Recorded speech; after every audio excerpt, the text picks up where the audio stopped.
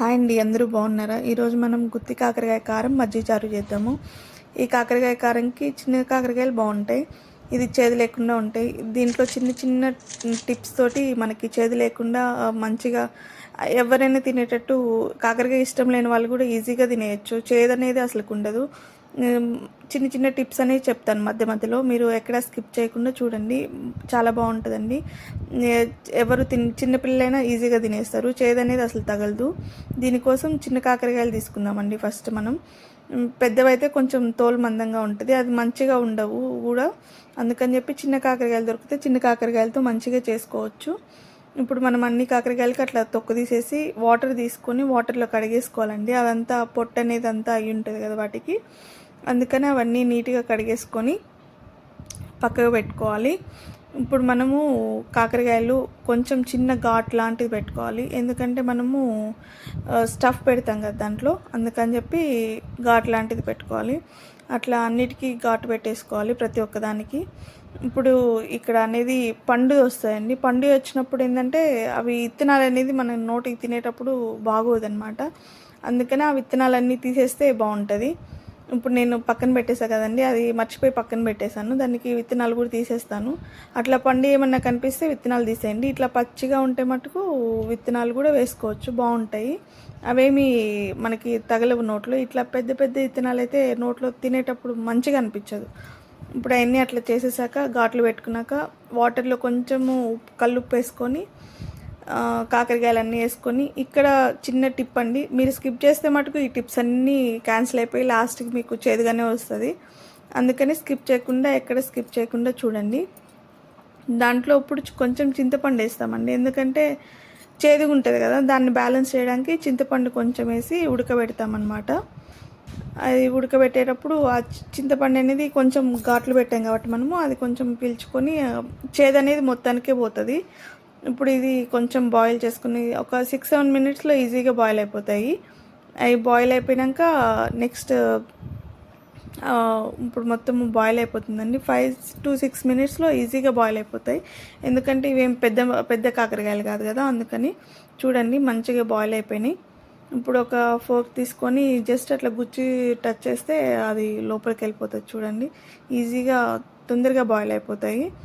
ఇప్పుడు gas off చేసుకొని ఇప్పుడు మనము చిన్న గిన్నె ఉంటుంది కదండి, చిల్లుల గిన్నె, దాంట్లో పోసేసుకుంటే ఆ వాటర్ అన్నీ వెళ్ళిపోతాయి. ఇప్పుడు అది కొంచెం చల్లారే వరకు పక్కన పెట్టుకోవాలండి, ఎందుకంటే దానికి ఇప్పుడు నెక్స్ట్ టిప్ అనేది వస్తుంది. ఇప్పుడు ఇది ఇట్లనే వాటర్ ఉంటే మటుకు కొంచెం మనకి చేదు వస్తుంది. అందుకని అట్లా చేదు రాకుండా మనం ఏం చేస్తామంటే, మరి గట్టిగా ఒత్తేయకుండా కొంచెం కొంచెం లైట్గా ప్రెస్ చేసామా చేయనట్టు అన్నట్టు దాంట్లో ఉండే వాటర్ మొత్తం తీసేయాలండి. ఇట్లా నేను చూపిస్తున్నట్టుగా తీసేయండి. అవి మళ్ళీ మొత్తం ఖరాబ్ అవ్వకూడదు. కాయ అనేది మనం కొంచెం ఘాటు పెట్టుకుంటాం కదా, ముందే ఘాటు ఎందుకు పెట్టుకుంటామంటే ఇప్పుడు ఉడికిపోతాయి కదండి. ఉడికిపోయినప్పుడు ఘాటు పెట్టామంటే అది మొత్తం కిందకు కూడా వెళ్ళిపోతుంది ఘాటు అనేది, అందుకని చెప్పి ఫస్టే పెట్టుకుంటాము. ఇట్లా మొత్తము వాటర్ అన్నీ పిండేశాక ఇప్పుడు మొత్తం పిండేసుకున్నాక నెక్స్ట్ ప్రాసెస్ ఏంటంటే అవన్నీ చూపిస్తాను చూడండి.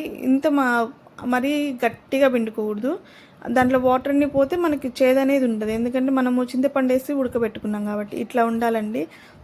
ఇప్పుడు మనకి కొబ్బరి కారం ఉంటుంది కదా, మీకు కొబ్బరి కారం రెసిపీ కావాలంటే నాకు కామెంట్ చేయండి, నేను కొబ్బరి కారం తయారు చేస్తాను, నా రెసిపీ పెడతాను. ఎందుకంటే నా దగ్గర కూడా కొబ్బరి కారం అయిపోయింది, మళ్ళీ నెక్స్ట్ ప్రిపేర్ చేయాలి.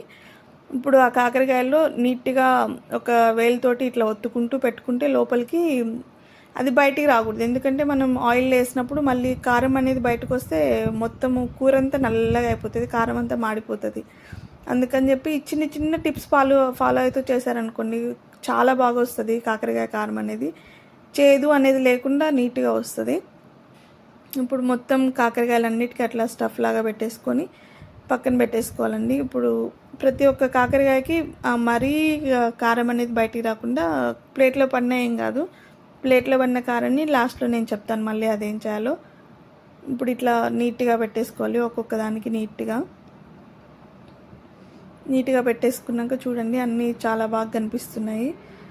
మీరు కారం ఎక్కువైపోతుందా అనుకుంటే కారం ఏమి ఎక్కువ కాదు, ఎందుకంటే కొబ్బరి అన్నీ వేసుంటాం కదా, తెల్లవాయి అన్నీ వేసుంటాము. అందుకని చెప్పి కారం బ్యాలెన్స్ చేసేస్తుంది, అంత కారం ఏమి ఉండదు.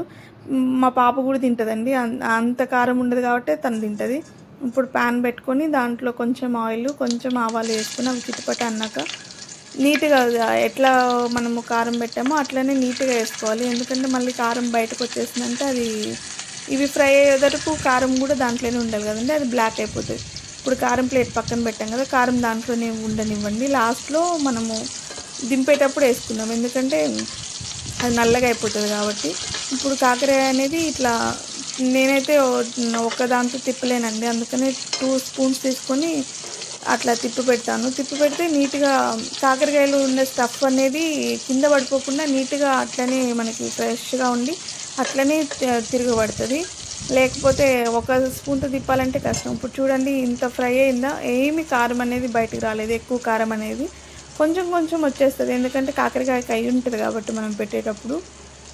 ఇప్పుడు చూడండి ఆయిల్ కూడా అంత ఎక్కువేం లేకుండా నీట్గా అయిపోయింది.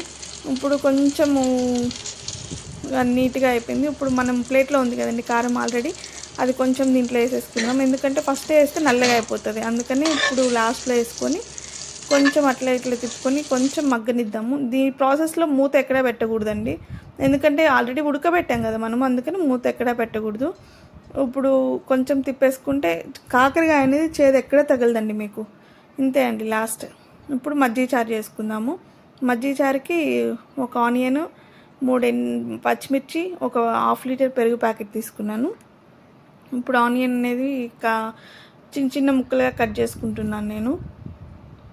అట్లా కట్ చేసుకున్నాక పచ్చిమిర్చి కూడా చిన్న ముక్కలుగా కట్ చేస్తున్నాను, కాకపోతే నేను మొత్తం 3 వేయలేదండి, ఎందుకంటే మా పాప కూడా తింటుంది, అందుకనే ఎక్కువైపోతాయని చెప్పి ఆ కొన్ని వేసేసి 3 తీసేసి పడేసాను.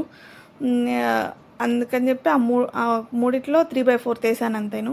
ఇప్పుడు ప్యాన్ పెట్టి దాంట్లో ఆవాలు అవి వేసి ఇప్పుడు కొంచెం అవి చిటపట అన్నలోపు మనం ఇక్కడ పెరుగు అనేది గిన్నెలో పోసుకుందాము. మజ్జిగ చారుకి పెరుగు అనేది కావాలి కదా, అందుకని అవి పెరుగు ఒక 1/2 లీటర్ తీసుకొని గిన్నెలో పోసుకున్నాను. ఇప్పుడు ఆ తాలింపులో కొంచెం కరివేపాకు వేస్తే అవి చిటపట అనేలోపు పచ్చిమిర్చి వేసుకున్నాము. పచ్చిమిర్చి నేను కొంచెం వేసానండి, మీరు కావాలంటే కొంచెం ఎక్కువ వేసుకోవచ్చు. పచ్చిమిర్చి వేసాక అవి కొంచెం వేగాలి, ఎందుకంటే పచ్చిమిర్చి అనేది ఆ పచ్చి వాసన మనకి తినేటప్పుడు అది తగిలింది అనుకోండి పచ్చిమిర్చి నోట్లో మండిపోతుంది, అందుకని చెప్పి కొంచెం అవి మగ్గనిచ్చాక కొంచెం ఉల్లిపాయలు వేసేసి అవి ఉల్లిపాయలు అనేవి కూడా మగ్గాలి, బాగా మగ్గవాలి, జస్ట్ బ్రౌన్ కొంచెం అట్లా మగ్గితే చాలు. ఎందుకంటే మజ్జిగ చారులో కొందరు పచ్చిమిర్చి వేసుకుంటారు, నాకు అట్లా ఇష్టం ఉండదు, అందుకని కొంచెం సేపు మగ్గనిచ్చేసి దాంట్లో వేస్తాను. ఇప్పుడు మనం ఇంతలోకి ఇది పెరుగులో కొంచెం వాటర్ వేసుకొని, మజ్జిగ చారు కదండి, అందుకని ఒక గ్లాసు లేకపోతే మీకు తగ్గట్టు మీరు వేసుకోండి, ఒక గ్లాసు లేకపోతే 1/2 గ్లాస్ అట్లా వేసుకొని దాన్ని మంచిగా కలుపుకోండి. అంతలోకి ఇవి అంతా కలుపుకొని అది చేసుకునేసరికి ఇప్పుడు మనం సాల్ట్ వేసుకుందాం కొంచెము, దానికి రుచికి సరిపడా సాల్ట్ వేసుకుందాం. ఈలోపు ఉల్లిపాయలు అనేది మగ్గిపోతాయి మనకి, జస్ట్ మగ్గితే చాలండి. ఇప్పుడు దీంట్లో పసుపు కొంచెం, అట్లనే ఇంగువ తెలుసు కదండి, అది ఇంగువ నా దగ్గర డబ్బా ఉంది, దాంట్లో కొంచెం వేస్తున్నాను. నా దగ్గర ఆచీది ఉందండి, అదే వేసాను. కొంచెం వేసేసి అట్లా ఇట్లా తిప్పేసి దాంట్లో పచ్చి వాసన పోయే వరకే ఉంచుకోవాలి అంతేను, ఇంకా ఎక్కువ ఏమీ ఫ్రై చేయాల్సిన అవసరం లేదు. ఇప్పుడు ఇదంతా కొంచెం సేపు ఒక 2 మినిట్స్ ఉంచేస్తే అది మగ్గిపోతుంది. ఇప్పుడు ఇదంతా తీసుకెళ్ళి మనం ముందుగా కలిపి పెట్టుకున్నాం కదండి పెరుగు, కొన్ని వాటర్ వేసి దాంట్లో వేసేసి నీట్గా తిప్పేసుకుంటే దాంట్లో ఉన్న పసుపు అదంతా మంచిగా మన మజ్జిగకి అనేది పడుతుంది, అప్పుడు చాలా మంచిగా కనిపిస్తుంది, చాలా బాగుంటుంది. ఇప్పుడు కొంచెం సాల్ట్ సరిపోయిందా లేదా అని చూసుకోవాలి, సరిపోలేదు నాకు, అందుకని కొంచెం సాల్ట్ వేసాను. ఇప్పుడు మళ్ళీ కొంచెం తిప్పేసుకొని దాని మీద నీట్గా మూత పెట్టేసుకుంటే మజ్జిగ చారు కూడా రెడీ అయిపోయింది. ఇప్పుడు మనకి కాకరకాయ మజ్జిగ చారు రెడీ అయిపోయింది, చేదు లేకుండా కాకరకాయ అండి. Thank you for watching.